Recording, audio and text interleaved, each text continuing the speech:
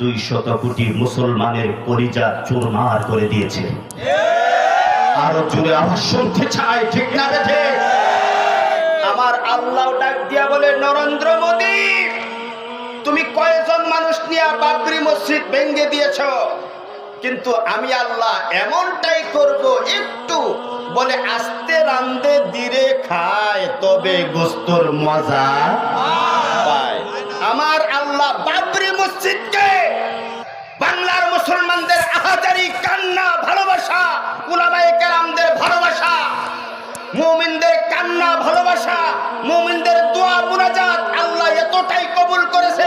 এখন যে বাবরি আল্লাহ কবুল করেছেন, মনে হয় 2 লক্ষ ইট লাগলে 2 লক্ষ মানুষের মাধ্যমে আল্লাহ ভালোবাসা দিয়ে আবার বাবরি বানিয়ে দিবে।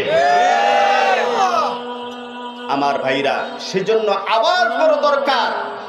কে বলতে পারে হয়তোবা আমরা এখানে আওয়াজ দিব, এই আওয়াজ আল্লাহ মুর্শিদাবাদে পৌঁছাইতে কতক্ষণ লাগবে? শুধু কোন ফায়াকুনের আগে চলে যাবে। কথা বলে ঠিক কিনা?